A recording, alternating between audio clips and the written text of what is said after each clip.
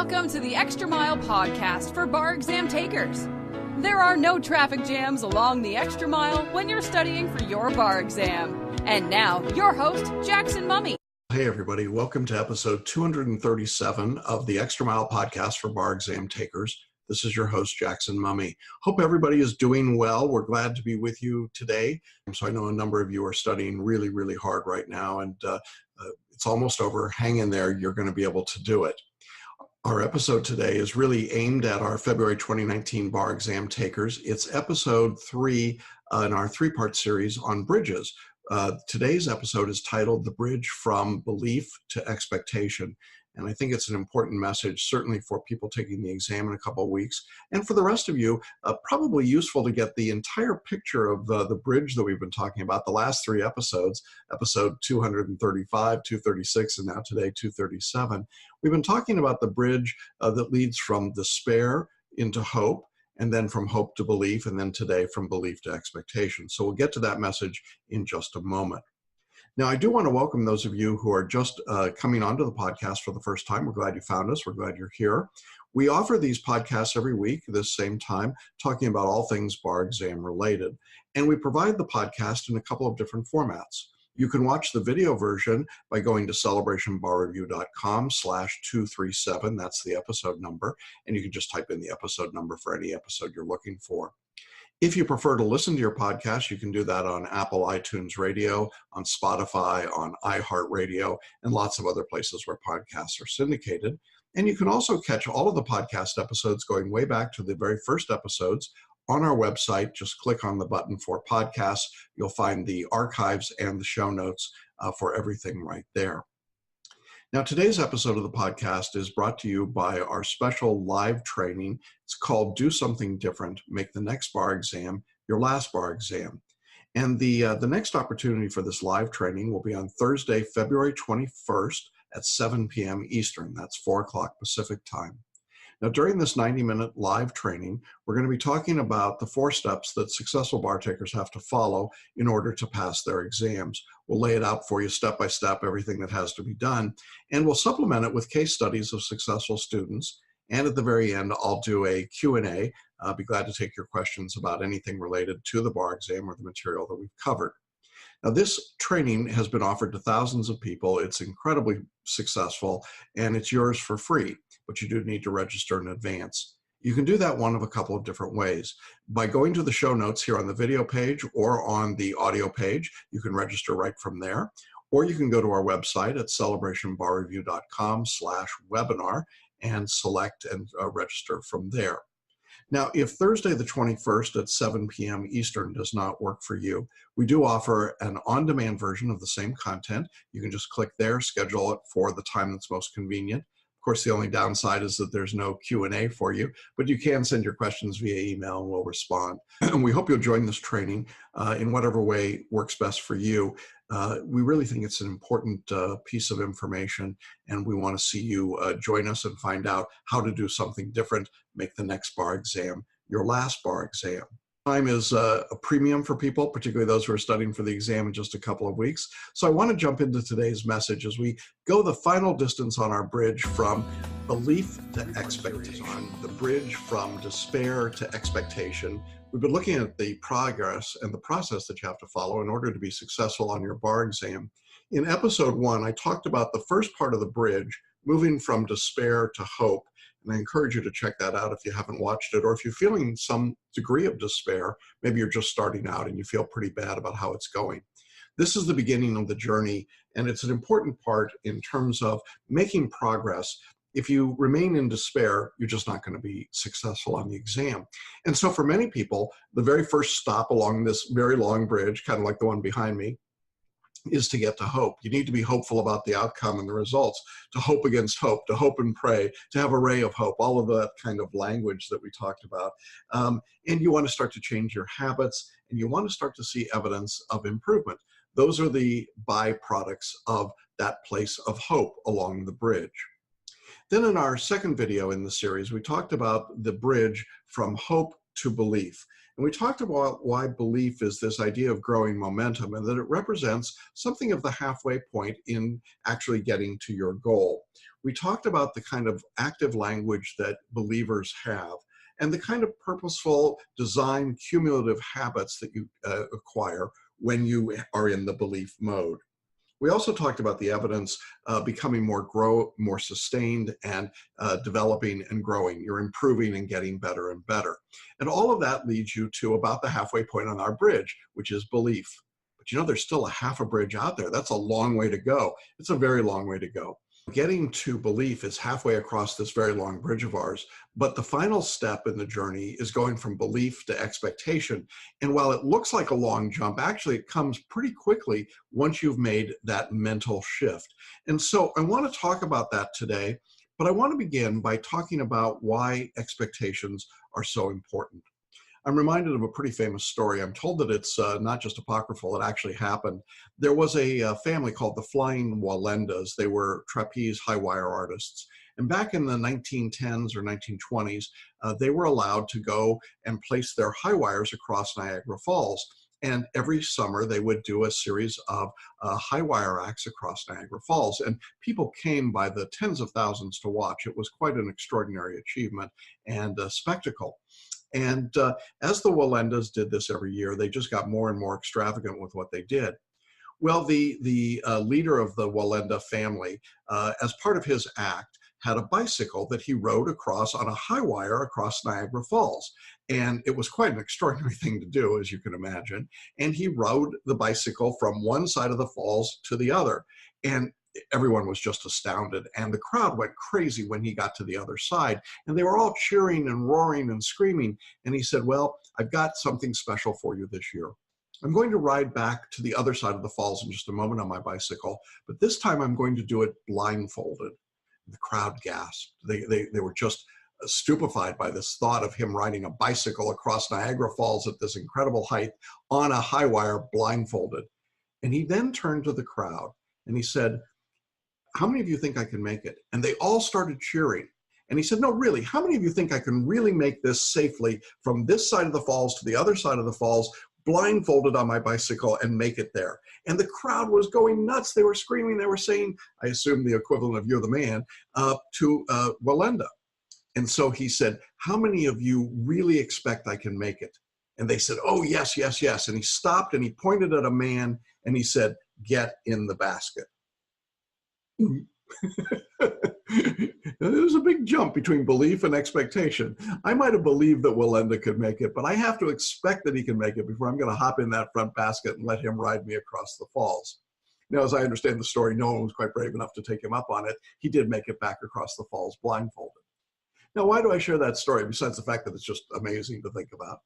Is that when it comes to belief and expectation, there is a distinction. I think a lot of bar takers believe that they can pass the bar exam, and that's the language that they use. I believe I can pass. I believe I might pass. I believe I should pass the exam. But that's not quite the same thing as expecting to pass. And in my experience, while a lot of people who believe will pass, the people who expect to pass almost always do. And so I want to be able to identify for you today what it takes to reach that level of expectation where you're so confident that you would metaphorically get in the basket and ride back across the falls. When I think about expectation, I think about things that I know to be true. I expect the sun will come up tomorrow. I expect that I will be, the same human that I am tomorrow that I am today. I expect certain things to be the same. I expect my coffee to taste the same way every day. I mean, there's a lot of things I just expect in life. We all do that, right? Expectations come from habits and routines. They come from experience in the past.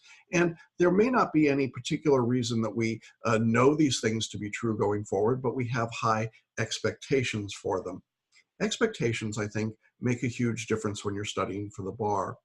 Perhaps you had someone in your life that had high expectations of you. They told you that they expected more from you or better from you, and you did everything you could to meet their expectations.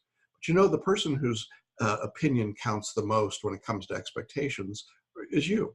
It's what you expect of yourself that's really going to make a difference here. And when you expect very little of yourself, you're going to get very little. Expect a little bit more, you'll get more. And if you expect a lot, then in my experience, you'll get a lot. Problem is, most of us set our expectations very low, don't we? We expect very little so that we don't disappoint ourselves. Oh, I expect things will go okay, but I'm not really all the way out there. I believe and hope that the teams I root for will do well, but I don't expect them to do well. Maybe you can relate to that. Well, when it comes to expectations for the bar exam, it's been my experience that there are some characteristics, some things that we can identify that help to show us when someone's really moving into this expectation phase of the bridge that we've been talking about. As we've been talking in the other stages of the bridge, from despair to hope to belief, I've used three broad categories or classifications. I've talked about language, habits, and evidence, and I want to do the same again with this discussion. Let's first look at the language of expectation. And as we've been saying all along, the words we use create the worlds we live in. This is certainly true when it comes to expectations. When I talk to students who expect to pass, really expect to pass, what I hear is that they are resolute. There is no wavering. There is no equivocal language that they're using. They're not saying, well, I hope I expect to pass, or I believe I expect to pass. They're simply saying, I expect to pass. And they're not bragging. They're not aggressive. They're not cocky in any way. It's simply a calm statement made directly. I expect to pass. I expect to do well. I expect to be able to answer enough multiple choice questions to pass the exam. I expect to write my performance tests in 90 minutes successfully. I expect to write essays that cover the topics that have to be covered successfully. You see how it goes. I expect things to go well on the bar exam. Now, to be sure, these people are not Pollyannas. They don't, that there won't be any crisis or problems or difficulties. I don't think that's it at all. But I think that what matters is that in their own mind, they've made the leap from belief over to expectation. They expect something to occur, and because they're acting in accordance with those expectations, their language reflects it. So think about the kind of language you've been using leading up to your bar exam. Have you been talking about your expectations? I expect to do well on the exam. I expect to be able to understand. I expect to know what topics are being tested. I expect to recognize the disputes and conflicts I want to write about, and so on. Or are you using language that's much more tentative than that? Well, I hope I know what they're asking me. I hope I'm able to write. I believe I could write a good essay if everything went well for me. I believe I might be able to pass, right? I believe I might be able is very far from I expect to pass. And I know that there's a certain feeling of humble brag that people who are in our profession don't really want to get engaged in. They don't want to say, well, I expect to pass and then fail, because that would look pretty miserable. So to some extent, I know that we all back off of that, but I'm really talking about your private conversations, the things you say in private to yourself. When you're talking to yourself, do you say, I expect to pass? And if you don't, I would put that affirmation up. I'd take a sticky note, I put it on your computer, I put it on your bathroom mirror, I put it on the doorway in and out of your bedroom. I put it everywhere you can put it. And I repeat it every time you see it. I expect to pass. I expect to pass. I expect to pass. Why? Why does that matter? What difference does it make? Expectations change the way we do things. If I expect the sun to come up tomorrow, I'm going to behave one way. If I expect the sun will not come up tomorrow, I'm going to behave very differently. If I expect that there will be snow on the ground tomorrow, well, I'm going to do some things differently. If I don't expect snow because I'm here in Florida, I'll do it differently. I'll behave differently. Expectations change the way we behave. And I think that that's reflected not just in our language, but in our habits. When I look at the habits of students who expect to pass, what I notice is that for the most part, they are calm and they do things in a normal, routine, habitual way. Now, here's what I mean by that. They're not lazy. They're not taking things for granted. They're not chilling. They're literally just calm and purposeful. A student who expects to be successful acts in a purposeful way. They have a set schedule and they follow that schedule. Now, it might be 3 hours of study one day and 6 hours of study the next day. It might be no study on a certain day or a lot of study. It doesn't really have to be the same every day, but there is a plan and they're following the plan. And they're not following it frantically or manically. They're just following the plan. They have an expectation that they will be finished with their studies in time. They'll know what they need to know and they'll be okay. Now, someone that doesn't expect to pass does it just the opposite. They flail around madly when it comes to their study. Oh, I've got to put in more hours. I've got to put in 12 hours or 14 hours. I've got to cram. I've got to memorize. I've got to do more questions. hear this all the time from people who are literally panicked about the result. They don't expect to pass, and so they're doing everything they can in order to brace themselves against the inevitable failure that they see coming. I think it's absolutely critical that you be able to see that you're able to pass and then follow the route to get there. Now, if you're in our course, we've given you that roadmap. It's very clear. If you're not in our course, well, hopefully you've got some kind of a roadmap to follow. Follow that. Do what that thing is and follow it step by step. Follow it purposefully. Follow it intentionally. Create a habit that is built around calmness and routine. If you're not calm about what you're doing, if you are frantic and manic, then what happens is you waste an incredible amount of energy. You waste a lot of time. You will waste a lot of effort. I hear from students right before a bar exam every year who are not in our course, who are so frantically afraid at that point that they're reaching out and they're trying to reach me to say, could you help me even though I'm not in your course and it's only 2 weeks before the bar exam? The answer is no, I can't. You know, the way that I can help people is to give them a purposeful approach, a roadmap, but it takes time to run through that roadmap. It takes time to follow it. And if you're at the very end and you don't expect to pass, well, then there's no amount of work or activity or behavior that's going to change that. You have to be moving towards that expectation. If you find your habits right now are purposeful and routine, that's a good sign. If you're getting up at the time that you expect to get up on bar exam days, that's good. If you're going to bed at the time you expect to go to bed on bar exam nights, that's good. If you're eating the way you'll eat during the bar exam, that's good. All of those things create atmospheric expectations that allow you to do things the same way on the exam that you've been doing them leading up to it. It's part of that expectation. If I expect things to go a certain way, I'm going to behave a certain way.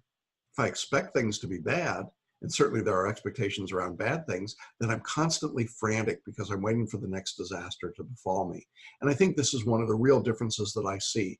If you're moving towards that expectation side of our bridge, you are working in the same pattern every day. You're doing the work that you need to do at the point you need to do it, and you're confident that that's the right work to be doing. When students ask, should I be doing these questions when we've laid out that these are the questions to be done, my question to them about the questions is, what? Which is maybe what you're saying to me right now. But my point is that when people start questioning what they're doing, well, they don't have that expectation any longer. Now, what they're really doing is they're frantic or they're panicked and things start to disintegrate very rapidly. And that's what I want to avoid for you. So if you've got this expectation of success, you're going to work in a very purposeful way each day. And as you get closer to the exam, that may change a bit as you get closer day by day, but the overall approach, the study approach, won't change. You won't suddenly switch from FLA writing style to IRAC style. You won't suddenly switch into memorization and recitation from an approach that's built on selective intuition, for example. Those are things that allow you to be successful. So I think it's important to have the right habits. And if you haven't been building those habits, there's still plenty of time to do that. Start creating the habits now that you want for the exam. Create habits around sleep and waking. Create habits around eating and exercise. Create habits around sitting for 3 hours at a time. Create habits for the way you study and the way you write. Create habits for your essays and your performance tests. Create habits for how long it takes you to answer a multiple choice question. These things all make a difference. But you know, ultimately, I think what makes the biggest difference for people when it comes to expectations and the characteristics of it is the evidence that you see for it. You know, when someone expects to pass, I think that in part what happens is they begin to see that improvement that we had at the stages of hope and belief now becomes consistent. We're seeing not only improvement, but steady results every time. We're seeing substantial scores on multiple choice. We're seeing substantially well-written essays with the right word count and talking about the right disputes with the right conclusions using the right law. When you start doing that substantially, you know that you're on track. Now, this doesn't mean that it's all unicorns and rainbows. There may be an essay that you write and the wheels just fall off. It just doesn't work at all. Now, here's the difference between someone who believes they'll pass and someone who expects that they'll pass. The person who believes they'll pass will be panicked by that bad essay that they've just written, and they'll suddenly think, oh my God, what am I doing? I don't know anything about evidence. The person who expects to pass says, you know what? This is an opportunity to learn some things within the subject of evidence that I didn't know before, and I'll add that to my notes or my mind map. I'll make sure that I understand those concepts, and I'll write another evidence essay because I want to get more confident in this subject. You see the difference in those two positions? The one individual who believes that they'll pass but isn't sure is now unsettled by a bad result. Or they took a multiple choice test exam, a practice exam, and it didn't go as well as they wanted. It can be very unsettling. But the person who expects to pass looks at that same result and says, okay, I see what went wrong. I see what I've got to do here. I see what I need to learn. And what a great opportunity. I just learned 25 new questions that I need to understand better in order to reach my goal of passing the bar, which I expect will happen. See, the expectation goes not only to the end result, but also to the study. I expect to learn from my study period today. I expect to get stronger. I expect to know more. I expect to do better. And the evidence of that comes over and over and over again. Look, I can't tell you why the universe operates this way. I can't tell you that the secret or the law of attraction works in a particular way, except that I see it does over and over and over again. What you ask for, what you truly believe is going to happen, what you expect to happen is what comes to you. I see that all the time. But I also see the negative of this. I see people who expect to fail. And let's talk a little bit about that for a moment, because we started this discussion way back in despair. But there are some people who are in despair and they just jumped over to expectation. And now their expectation is that they're going to fail. And because they expect to fail, here's what they do. They start lashing out. They get mad at everyone and everything. Oh, it's everyone else's fault. It's my law school's fault. It's my bar review course's fault. It's my family's fault. They don't support me. It's everybody's fault. I don't have enough time. I don't have enough money. I don't have enough whatever. And because we expect to fail, we start creating these huge hurdles in our lives. Oh, I can't possibly study because my cat got sick today. Now, I got to admit, I'm not a cat guy, but I understand your pets are important to you, but maybe there's somebody else that could help out with the pet today, right? It's not a reason for you to give up and suddenly say you can't go to the exam. I tell this story a lot, and if you've heard it before, forgive me for sharing it, but again, it's one of those interesting stories that I think demonstrates sometimes how the universe will work. I got 2 phone calls a few years ago, both on the same day, right before the bar exam. The first call came early in the day, and it was from a student who was sobbing hysterically. And this was back in the days before video chat, so all I could do was listen on the phone, and I could barely get a word in and understand what was going on. I just kept hearing this horrible crying and sobbing, and I wasn't sure exactly what was going on. Well, finally, the student got enough out to tell me that there'd been a death, and I thought, oh my gosh, this is horrible. And then they told me the death was the death of their beloved cat. Okay, I feel badly about that, I really do. And I understood that this person had a close relationship with their cat. And the student told me that because of the death of their cat this morning, that there was no way that they could sit for the bar exam. It just couldn't happen. They were so devastated they wouldn't be able to go on, and they needed to withdraw from the exam and take it the next time. Okay, I listened, I said fine, I made my notes, and I was done. Well then, probably not more than 3 or 4 hours later, I got another phone call from a different student. The student was also sobbing. They were in tears. It was horrible. And I couldn't, again, it was very difficult to understand what was going on. And finally, what I heard was that this student's father had gone into emergency surgery that morning and died on the operating table, quite unexpectedly.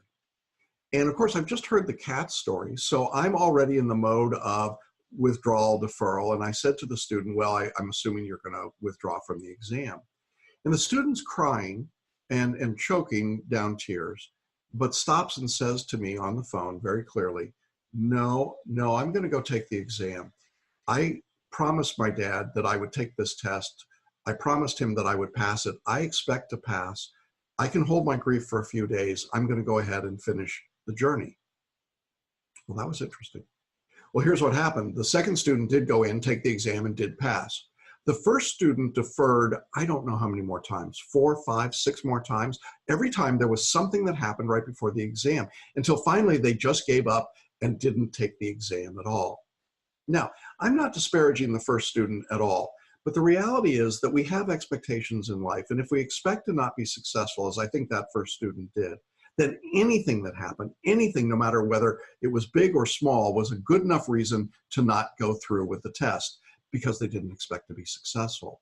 But the second student who expected success was able to overcome the worst kinds of tragedies. And the truth is, we've had other students who've had deaths in their family and horrible things have happened to them, and they've still gone in and taken and passed the exam. And we put their stories up on our website because they're so inspiring, because these are people that just said, I'm not going to give up. I'm going to keep working until I pass. I expect to pass. I think that as we wrap up this series about expectations, the most important thing I can tell you is that what you expect is what will come to happen. If you expect success, you will get it. Now, I don't mean just giving lip service to it. I mean really expecting it. If you don't expect success or you expect failure, you're going to get that too. And so it's a choice that you have to make.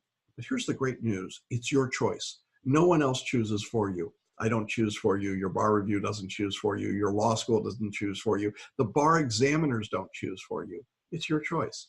If you choose to be successful, you are successful. You can be successful.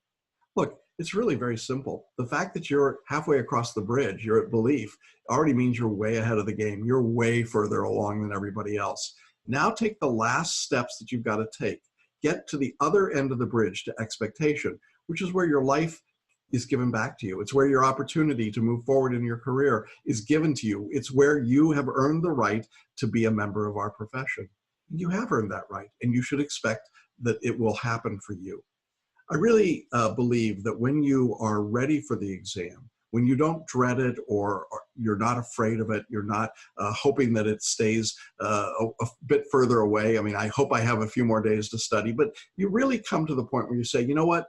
I'm ready. Let's bring the exam on. I'm ready to go. I'm ready to go take it. I'm ready to show what I can do. When you take the approach that the bar exam is an opportunity to show how much you know and how far you've come and what you've learned, then you will pass the bar. That's the right expectation to have. I expect that if you take that view, you will be successful on the test. Well, thanks for joining me on this journey across the bridge. I hope it's been a good one for you. And I look forward to seeing your name on the pass list as someone who expected success and found it. Well, that's our episode for today. I hope you found this 3-part series on bridges useful. Again, if you haven't had a chance to check out the other 2 episodes, it's episode 235 and 236. We'll link to those in the show notes for you as well. Look forward to seeing all of you again next week along the extra mile. Hope your studies continue to go well. Look forward to having you with us. We've got lots of great information, tips and ideas, interviews, more information for you. So we'll see you again next week. Take care, everybody. Bye-bye. Thanks for listening to the Extra Mile podcast for bar exam takers at www.celebrationbarreview.com.